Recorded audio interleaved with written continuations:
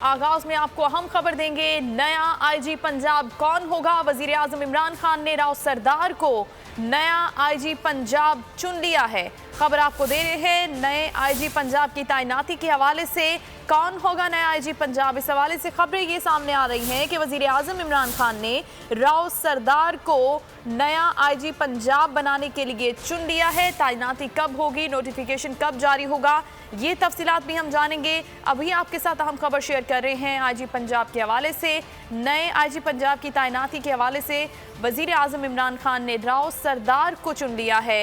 ये ओहदा दिया जाएगा आईजी पंजाब का राव सरदार को। वजीर आजम इमरान खान की जानिब से ये तफसीलात सामने आई हैं। बोल न्यूज़ के नुमाइंदा शहबाज अहमद हमारे साथ हैं, उनसे मजीद बात करेंगे। जी शहबाज, बताएगा तैनाती के हवाले से क्या खबरें हैं राव सरदार की? जी देखिए, वज़ीर आज़म इमरान खान और वज़ीर आला पंजाब सरदार उस्मान बुज़दार की अहम मुलाकात हुई है और ज़राए ने कंफर्म किया है कि इस मुलाकात में चीफ सेक्रेटरी और आईजी पंजाब की तब्दीली है उस मामले पर गुफ्तगू हुई और वज़ीर आज़म इमरान खान ने चीफ सेक्रेटरी और आईजी पंजाब की तब्दीली की मंजूरी दे दी है। ज़राए बता रहे हैं कि राव सरदार जो है पंजाब के नए आईजी हो सकते हैं और उसका जो नोटिफिकेशन है वो बाज़ाब्ता तौर पे कल जो है वो टेलीविजन डिवीजन जारी करेगा, जबकि कामरान अली अफजल नए चीफ सेक्रेटरी पंजाब हो सकते हैं। वज़ीर आज़म इमरान खान के साथ उन्होंने उस दौरे में जो गवर्नेंस है उस पर काफी तहफ़्फ़ुज़ात का इज़हार किया था, खासतौर ब्यूरोक्रेसी पर उन्होंने तहफ़्फ़ुज़ात का इज़हार किया था। उसके बाद वज़ीर आला पंजाब को उन्होंने कहा था कि आईजी पंजाब और चीफ सेक्रेटरी पंजाब जो है उन्हें तब्दील करना होंगे। वज़ीर आला पंजाब ने मुख्तलिफ नाम जो है वो आईजी पंजाब के लिए चीफ सेक्रेटरी भिजवाए थे। ज़राए बता रहे हैं कि इन दोनों का इंतखाब इस तरह हुआ है कि राव सरदार पंजाब के नए आईजी मुतवक्किल हैं, जबकि कामरान अली अफजल जो हैं वो नए चीफ सेक्रेटरी हैं। और ज़राए बता रहे हैं कि कल तक टेलीविजन डिवीजन के बाज़ाब्ता तौर पर इन दोनों की तैनाती का नोटिफिकेशन जारी कर देगा। इसके अलावा इस मुलाकात में जो पंजाब गुजरा है उनकी जो है वो गुफ्तगू हुई है और वज़ीर आज़म इमरान खान ने काफी मुद्रा हैं जिनकी कारकर्दगी पर जरा बता रहे हैं कि उनको बेहतर करने की जरूरत है। तो पंजाब की ब्यूरोक्रेसी ही नहीं, इंतजामी तौर पर बल्कि पंजाब की जो काबीना है उसमें भी तब्दीलियां मुतवक्किल हैं और आइंदा चंद रोज में इस हवाले से वज़ीर आज़म इमरान खान बड़ा फैसला करेंगे। ठीक है, आपका बहुत शुक्रिया शहबाज अहमद, हमें तफसीलन आगाह कर रहे थे। और खेल के मैदान से बड़ी खबर है, वर्ल्ड T20 के लिए कौमी स्क्वाड के ऐलान के साथ ही पीसीबी टीम मैनेजमेंट में हलचल। हेड कोच मिसबाह उल हक और बॉलिंग कोच बकाई यूनुस ने ओहदे छोड़ दिए। क्रिकेट बोर्ड ने 1 मिनट ज़ाया किए बगैर दोनों के इस्तीफे कबूल कर लिए। सकलैन मुश्ताक और अब्दुल रज़ाक न्यूजीलैंड सीरीज में बहैसियत अबूरी कोच जिम्मेदारी निभाएंगे। ज़राए के मुताबिक नए चेयरमैन रमीज राजा मिसबाह उल हक से मुतमईन नहीं थे। मिसबाह उल हक और वक़ार यूनुस क्रिकेट बोर्ड में तब्दीली की लहर का पहला शिकार बन गए। दोनों सीनियर कोचेज नए चेयरमैन के निशाने पर थे। रमीज राजा ने वजीर आजम से मशवरा करके बाज़ाब्ता इजाजत हासिल की। दोनों से मुलाकात करके वाज़े कर दिया जितनी जल्दी हो सके बोरिया बिस्तर बांध लें।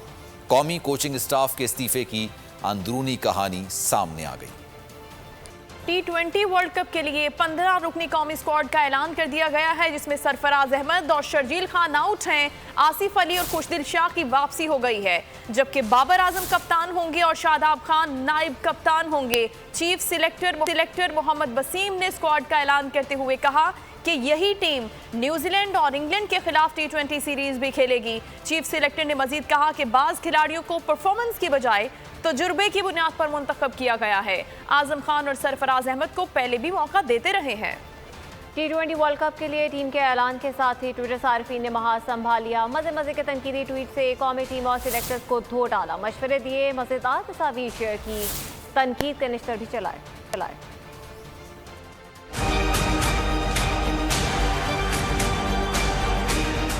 अब तो कचरा भी खेलेगा। 15 रुकनी T20 स्क्वाड पर शौकीन क्रिकेट नाखुश नहीं। ट्विटर सार्फिन ने इतने ट्वीट किए कि T20 world cup top trend बन गया। एक सारिफ ने चीफ सेलेक्टर की तस्वीर शेयर करते हुए लिखा, ये बंदा अगले चंद घंटों में एक बहुत बड़ा रिकॉर्ड अपने नाम करने जा रहा है, बदनामी में टॉप करेगा। हम्माद ने लिखा, बाबर आजम और मोहम्मद रिजवान आउट हो गए तो पाकिस्तान के लिए बैटिंग कौन करेगा? साथ में रोती हुई तस्वीर भी पोस्ट कर दी। एक सारिफ ने गड़े की तस्वीर डालते हुए लिखा, पाकिस्तान ऐसी सूरत हाल में ग्रुप स्टेज से ही बाहर हो जाएगा। T20 वर्ल्ड कप से पहले पाकिस्तान पाकिस्तान टीम का सर्कस शुरू। ट्विटर हैंडलर दिल खोल के ट्वीट कर रहे हैं। एक साहब ने कौम को इबादत पर तवज्जो की अपील कर दी तो एक और हैंडलर ने अल्लाह खैर लिखकर टीम में दुआओं का खूब तस्करा किया। एक ट्विटर सारिफ ने पाकिस्तान टीम के खिलाफ खेलने वाली टीमों को एडवांस में मुबारकबाद भी पेश कर दी। सेनेट की पार्लिमानी अमूर कमेटी के इजलास में इलेक्ट्रॉनिक वोटिंग मशीन का मुद्दा जेर बहस आया। DGIT इलेक्शन कमीशन ने इलेक्ट्रॉनिक वोटिंग मशीन की कारकर्दगी को मुस्तरद करते हुए कहा कि मौजूदा ईवीएम में बायोमेट्रिक शनाख्त का कोई निज़ाम नहीं। ईवीएम मशीन के बटन में एल्फी डालकर उसे गैर फाल बनाया जा सकता है। इलेक्शन कमीशन ईवीएम मशीन पर खदशात का इजहार कर चुका है। शिबली फराज का कहना था कि इलेक्शन इस्लाहात के तीन हिस्से हैं: इंटरनेट वोटिंग, कानून साजी और इलेक्ट्रॉनिक वोटिंग। इजलास में फारूक केशनाइक ने सवाल उठाया कि जाली वोटर को वोट डालने से ईवीएम कैसे रोकेगी। सेनेटर अफनानुल्लाह खान ने जवाब दिया कि अंगूठे का निशान, शनाख्ती कार्ड और चेहरे से वोटर की शनाख्त की जाएगी। इजलास में DGIT का कहना था कि तमाम स्टेक होल्डर से मुशावरत और टेस्टिंग के बाद ही इलेक्ट्रॉनिक वोटिंग पर अमल दरामद किया जा सकता है। हुकूमती ओहदेदार सानिया निश्तर ने कहा कि हुकूमत इलेक्ट्रॉनिक वोटिंग लाना चाहती है, जो गलत नहीं है। अली मोहम्मद खान ने कहा कि ईवीएम से मुतालिक माहौल बहुत गर्म है। ईवीएम से सबसे ज्यादा मुतासिर मुस्लिम लीग नून, तहरीक इंसाफ और पीपल्स पार्टी होगी। और कैंटोनमेंट बोर्ड के इंतखाबात में ज़ाब्ता इखलाक की खिलाफवर्जी पर इलेक्शन कमीशन की कार्रवाइयाँ। कराची में साइज से बड़े बैनर्स उतार दिए। लाहौर में 2 उम्मीदवारों को नोटिस जारी। लाहौर में इंतखाबी मुहिम में हिस्सा लेने पर वज़ीर आज़म के मुआविन खुसूसी मलिक आमिर डोगर को तलब कर दिया गया।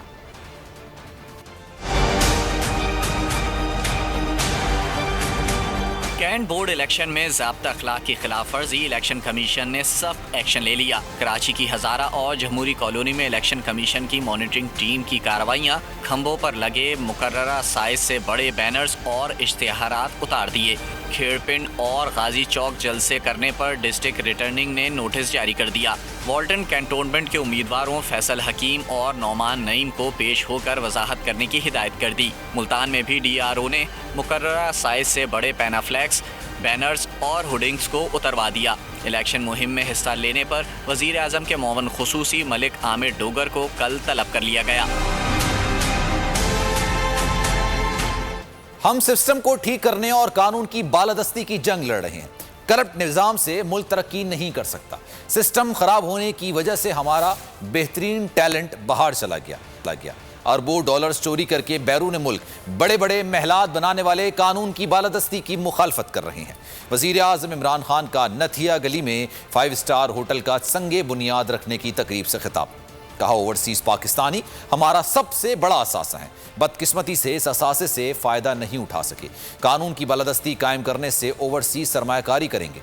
मुल्क की दौलत में इजाफे की ज़रूरत है। हम सिर्फ सयाहत को फ़रोग देकर अपना बैरूनी कर्जा उतार सकते हैं। सयाहत को फ़रोग देने के लिए सस्ती ज़मीनें देने और मुख्तलिफ अशिया की ड्यूटी में रिलीफ देने का ऐलान कर दिया।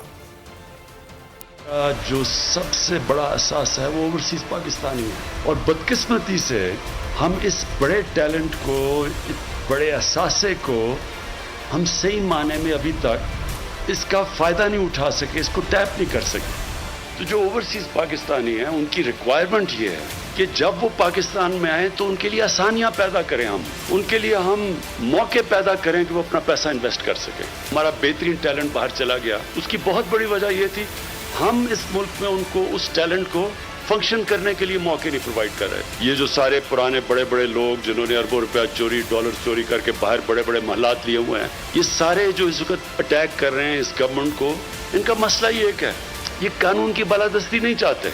क्योंकि इस वक्त ये वो लोग हैं जो करप्ट सिस्टम से फायदा उठा के बैठे हुए हैं और करप्ट सिस्टम की वजह से इन्वेस्टमेंट नहीं आती। ये हमारी जंग है इस सिस्टम को ठीक करने की। कानून की बालादस्ती की जंग लड़ रहे हैं। रूल ऑफ लॉ, एक माशरा तब आगे बढ़ता है जिधर कानून की बालादस्ती हो। कोई भी मुल्क खुशहाल नहीं है जिधर कानून की बालादस्ती नहीं है। ऑपोजिशन लीडर शहबाज शरीफ का कहना है कि मैं अवाम को महंगाई और बेरोजगारी का सामना है और महंगाई के तूफान को संभाला ना गया तो ये हुकूमत को बहा ले जाएगा।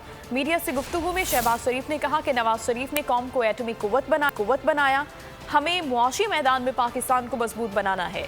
चैलेंजेस से निपटने के लिए मुत्तहिद होने की ज़रूरत है। हमें दिन रात मेहनत करके मुल्क का खोया हुआ मकाम वापस लाना होगा। शहबाज शरीफ ने कहा कि 3 साल कबल मिसाक़ मईशत की बात की गई जिसे ठुकरा दिया गया। मईशत को मजबूत किए बगैर तरक्की मुमकिन नहीं। रहनुमा मुस्लिम लीग नून एहसन इकबाल का कहना है कि नारोवाल स्पोर्ट सिटी रेफरेंस एक लतीफ़े के तौर पर याद रखा जाएगा। 6 अरब का दावा करने वालों को मालूम नहीं कि इस मंसूबे पर 2.5 अरब खर्च हुए। नैब को इस इकदाम पर नोबेल इनाम मिलना चाहिए। मीडिया से बात करते हुए एहसन इकबाल ने कहा कि झूठे केसेस इमरान खान के इंतकाम की आग बुझाने के लिए बनाए गए। मुल्क में तरक्याती काम रुक गए। तरक्याती मंसूबों की तकमील के लिए इजाफी 2000 अरब दरकार होंगे। ये मंसूबे सफ़ेद हाथी बन गए हैं। उन्होंने कहा कि चेयरमैन नैब की मुद्दत का 1 माह रह गया, अब वो सिर्फ अपनी नौकरी पक्की कर रहे हैं। सुना है अवान सदर के ऑर्डिनेंस फैक्ट्री से एक और ऑर्डिनेंस जारी करवाया जा रहा है। ऑर्डिनेंस के जरिए चेयरमैन नैब की मुद्दत में तौसीक कबूल नहीं करेंगे। उन्होंने कहा कि जो हुकूमत मुल्क में अपोजिशन के साथ बैठकर बात नहीं कर सकती, वो तालिबान को सबको साथ लेकर चलने का मशवरा दे रही है। ये एक ऐसा केस है कि जो एहतसाब की तारीख में एक लतीफ़े के तौर पे याद रखा जाएगा कि 2.5 अरब रुपए के बजट से 6 अरब रुपए की सरमायाकारी कैसे हो सकती है। इस शानदार इजाद के ऊपर यकीनन नैब को नोबेल इनाम मिलना चाहिए। नैब ने चलते हुए मंसूबे तबाह कर दिए। ये झूठे केस सिर्फ इमरान खान की इंतकाम की आग को बुझाने के लिए बनाए जा रहे हैं और इसका नतीजा ये है कि आज डेवलपमेंट प्रोजेक्ट्स इल्तवा में हैं, रुक गए हैं और 2000 अरब का इजाफी बजट दरकार होगा उन्हें मुकम्मल करने के लिए। 1 महीना रह गया चेयरमैन नैब की मुद्दत खत्म होने में। अभी तक हुकूमत ने मुशावरत शुरू नहीं की और अब हम सुन रहे हैं कि पाकिस्तान ऑर्डिनेंस फैक्ट्री जो ऐवान सदर में कायम है उससे चेयरमैन नैब को तौसीह देने का ऑर्डिनेंस जारी किया जाएगा। हम किसी ऐसे ऑर्डिनेंस को तस्लीम नहीं करेंगे। कौमी एहतसाब ब्यूरो ने एहसन इकबाल के इल्जामात को मुस्तरद कर दिया। एलामी में कहा कि लीगी रहनुमा के खिलाफ रेफरेंस ठोस शवाहिद की बुनियाद पर दायर किया गया। मन घड़त इल्जामात ज़ेर समात मुकदमात पर असरअंदाज होने की कोशिश है। आवाम को गुमराह करने पर कानून अपना रास्ता खुद बनाएगा। नैब किसी धौंस और धमकी में आए बगैर फराइज सरअंजाम देता रहेगा।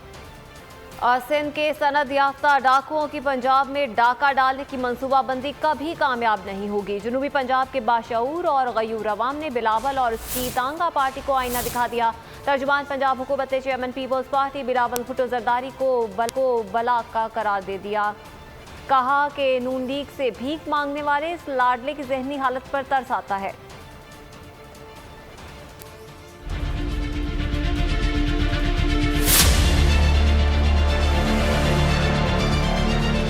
बिलावल वो बला है जो कराची समेत सिंध को खा चुकी। बिलावल के करप्ट बाप के पाप तारीख में काले हुरूफ से लिखे गए। उसकी रगों में भुट्टो का नहीं बल्कि मिस्टर 10% का खून शामिल है। तर्जुमान पंजाब हुकूमत फयाजुल हसन चौहान की बिलावल भुट्टो पर कड़ी तनकीद। कहा कि करप्शन की बहती गंगा में स्नान करने वालों की पंजाब की सियासत में कोई जगह नहीं। सिंध के सनद याफ्ता डाकुओं की पंजाब में डाका डालने की मंसूबाबंदी कभी कामयाब नहीं होगी।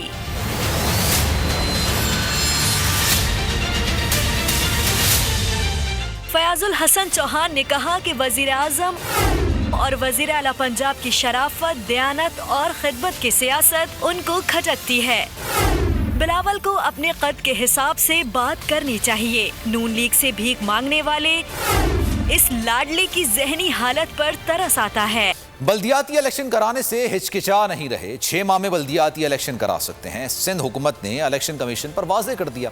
इलेक्शन कमीशन ने पेशी के बाद मीडिया से गुफ्तगू में सूबाई वजीर नासिर हुसैन शाह और तर्जुमान सिंध हुकूमत मुर्तज़ा वहाब बोले, बल्दियाती इंतखाबात आइन और कानून इसके अलावा नई मरदमशुमारी के मुताबिक होंगे।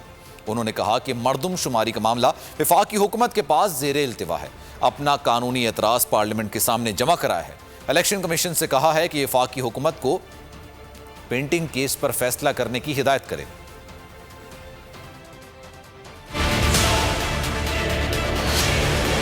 सूबाई सिंध की हुकूमत ने एक बार फिर इलेक्शन कमीशन ऑफ पाकिस्तान को इस बात का यकीन दिलाया कि हम बल्दियाती इंतखाबात के एग्जिस्टेंस पर बिलीव करते हैं और हम चाहते हैं कि बल्दियाती इंतखाबात आइन और कानून के मुताबिक एक बार फिर करा दिए जाएं। लेकिन जो कुछ कानूनी इशूज हैं वो हमने इलेक्शन कमीशन के सामने गोश गुजार किए। स्पेशली जो सिंध की आबादी का मामला पेंडिंग है पाकिस्तान के पार्लियामान के सामने, जो सूबाई सिंध का मौक़िफ़ है कि हमारी आबादी को सेंसस के अंदर अंडर रिपोर्ट किया गया, तो हमने गुजारिश की कि अगर इस तरह की डायरेक्शन वफाकी हुकूमत को जारी कर दी जाए कि हमारी दरख्वास्त जो पार्लियामान के सामने पेंडिंग है सेंसस के हवाले से उसका फौरी तौर पर फैसला कर लिया जाए, तो हमें कोई एतराज नहीं है। हम खुशी खुशी अगले 6 महीने के अंदर इलेक्शन सूबा सिंध के अंदर बल्दियाती सब्सक्राइब करें और बेल दबाएं ताकि कोई खबर रह न जाए।